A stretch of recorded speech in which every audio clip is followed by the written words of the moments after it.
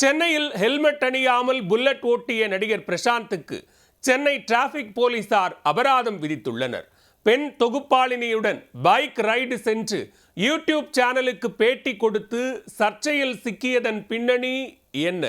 நீண்ட இடைவெளிக்கு பிறகு பிரசாந்த் ஹீரோவாக நடிக்கும் படம் அந்தகன். படத்தின் ப்ரமோஷனில் அவர் படு பிஸியாக உள்ளார். இந்த நிலையில் சென்னை தியாகராயன் நகரில் யூடியூப் சேனல் ஒன்றிற்காக நடிகர் பிரசாந்த் புல்லட் ஓட்டிக்கொண்டே பேட்டி கொடுத்த வீடியோ தற்போது அவரை சர்ச்சையில் சிக்க வைத்துள்ளது.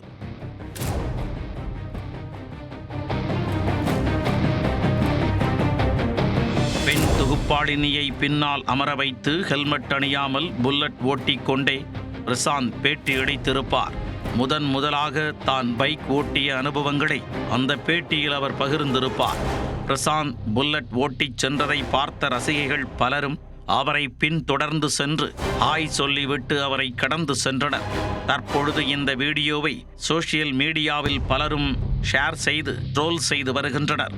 திரைப்படங்களிலேயே ஹீரோக்கள் ஹெல்மெட் அணிந்து நடிக்க ஆரம்பித்துள்ள நிலையில் பிரசாந்த் இதுபோன்று ஹெல்மெட் அணியாமல் பேட்டி கொடுப்பது சரியா என பலரும் கண்டனம் தெரிவித்தனர். மேலும் பின்னால் அமர்ந்து பேட்டி எடுத்த பெண் தொகுப்பாளரும் ஹெல்மெட் அணியாதது குறித்து பலரும் கேள்வி எழுப்பினர். இப்படி பெரும் சர்ச்சைகளை கிளப்பிய பிரசாந்தின் புல்லட் சம்பவம் சென்னை டிராபிக் போலீசாரின் பார்வைக்கும் ஷேர் ஆனது. இந்த நிலையில் நடிகர் பிரசாந்த் மற்றும் பெண் தொகுப்பாளர் இருவரும் ஹெல்மெட் அணியாமல் புல்லட்டில் பயணித்ததற்காக 2000 ரூபாய் அபராதம் விதிக்கப்பட்டுள்ளது.